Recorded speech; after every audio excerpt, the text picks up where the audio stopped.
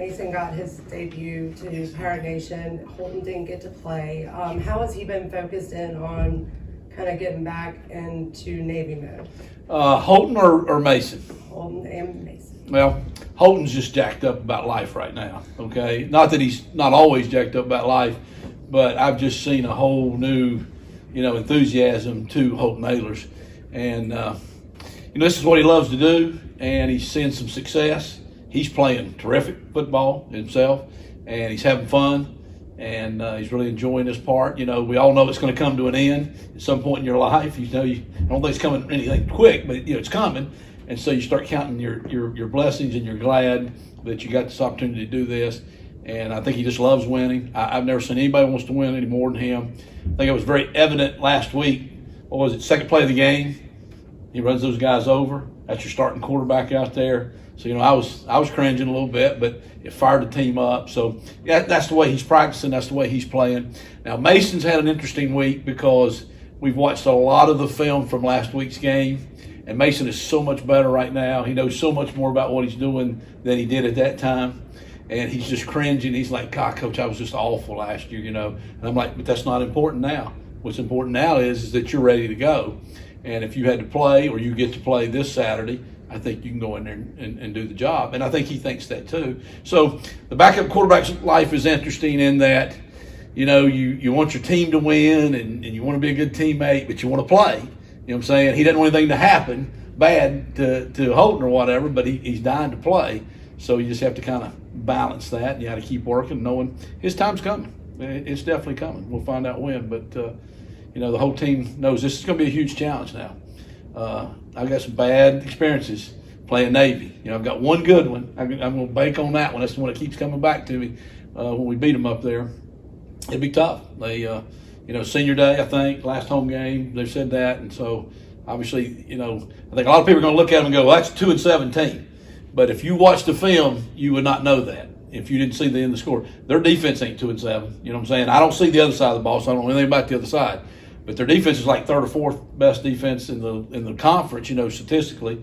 And so a lot of the same guys. That 54, he's been there since I was in high school. I don't know how the man can have eligibility left. I mean, it's unbelievable. So they're going to be challenging. They're pretty multiple defensively, kind of similar, I guess, to the Blake scheme. But just how much problems does that create? They're a nightmare. I'm telling you, they really are. I know the defense coach was talking about having to play Navy, once a year. It's such a unique deal. But defensively, they are like our defense in one package. But they've been in the system a little longer. They've got several packages. They start the year out, they're in the 3 safety defense. They've gone to the juice of the year. And so they're still doing that, but then they're doing all the other stuff. But they blitz like Blake and them do. So, they're coming from everywhere. You'd swear, I count every time. There got to be 12 of them out there. It can't be 11 guys doing all that. So we have to really prepare for a lot of different schemes. And then, of course, the challenge is, they're not going to let you have the ball much. Now, we've had 2 games in a row. We've had 10 possessions. And one of those possessions was overtime last week. And one possession the week before was when we ran the clock out and took a knee. So we've been kind of keeping the ball a little bit too. So it's going to be a battle of who can break the other one's spirit, I guess, or who can get the ball the most. So what about that defense with Navy that really gives you the biggest problems that or how do they compare to anybody else that you play? Well, I think the thing that gives you concerns is that they're just so tough. They're mentally and physically.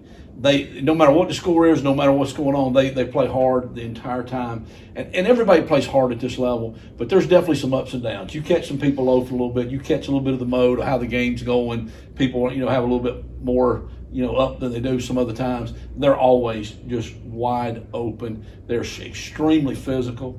It's as everybody says, it's recess for these guys when they get to go play, so they take it out now. You know what I'm saying? And these are guys going to be, protecting our freedom, I guess. So I'm glad they're pretty tough. You know what I'm saying? I'm kind of glad about that. It's kind of bad when you're playing them. And then just the multiplicity of their defense. They do so many things. They move everybody around. The kids got to be really smart. I don't know how they can do and how they can line up in so many different alignments with kids playing, a linebacker, and then he's playing an defensive end. He's playing an inside linebacker. He's playing like he's a nickel back. And you think, how can that guy know all those assignments? But you don't see him making a lot of mistakes. You know what I'm saying? You don't see that. You have to really, really execute, and you better play well.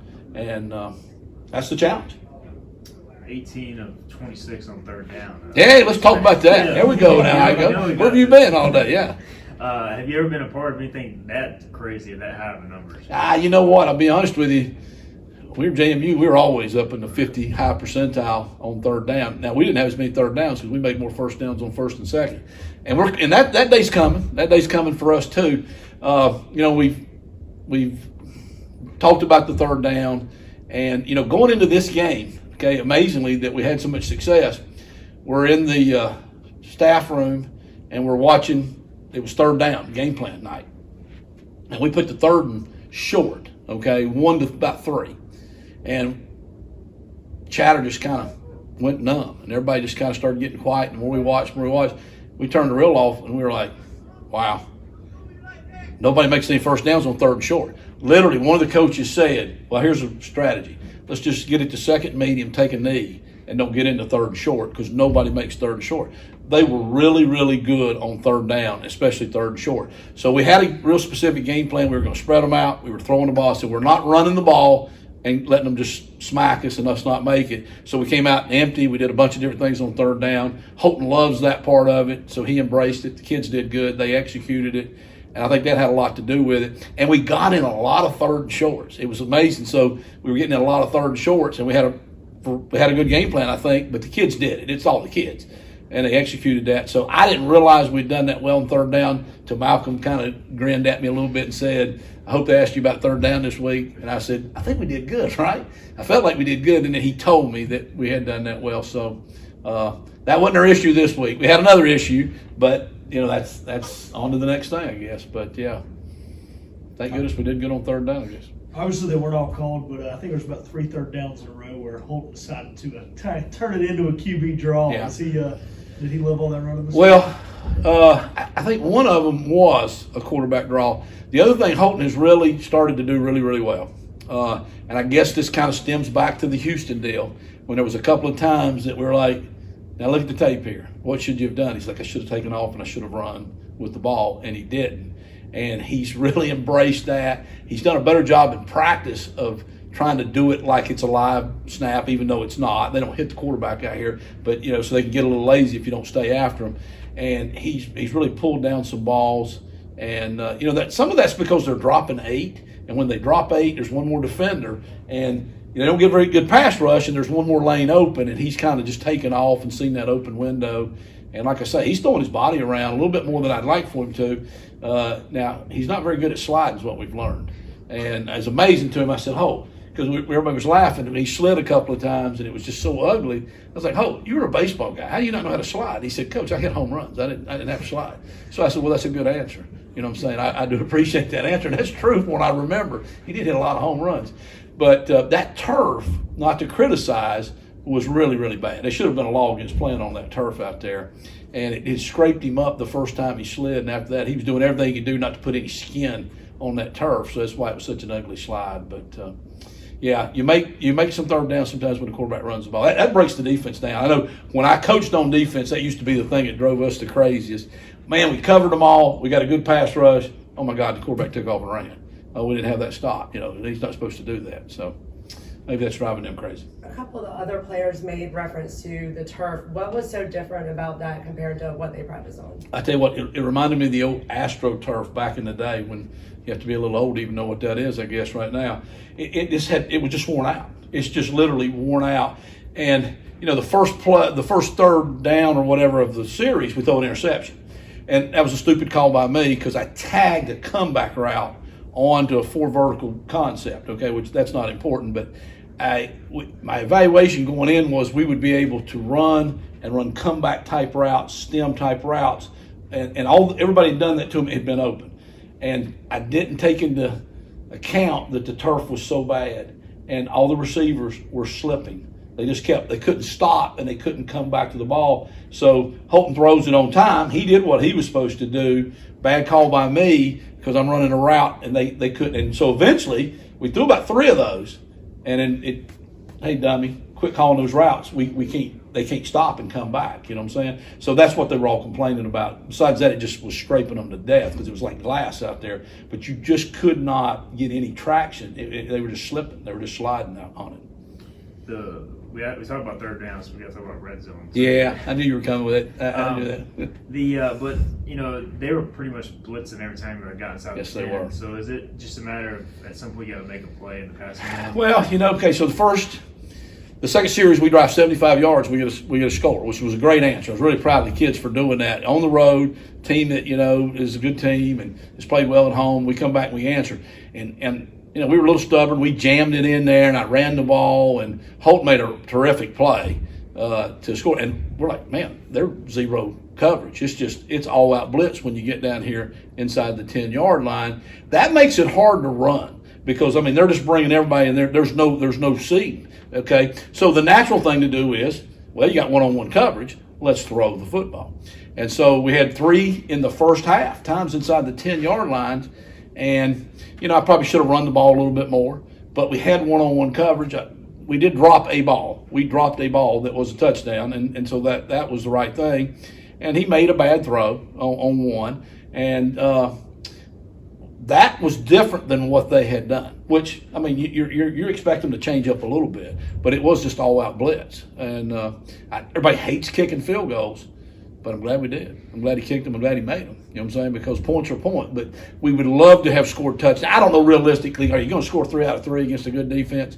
You're really playing well if you do. I sure would have liked to got 2 out of 3. It would have made the game better for me, but probably wouldn't have been as good for the fans. I guess it was more exciting to win it in overtime. But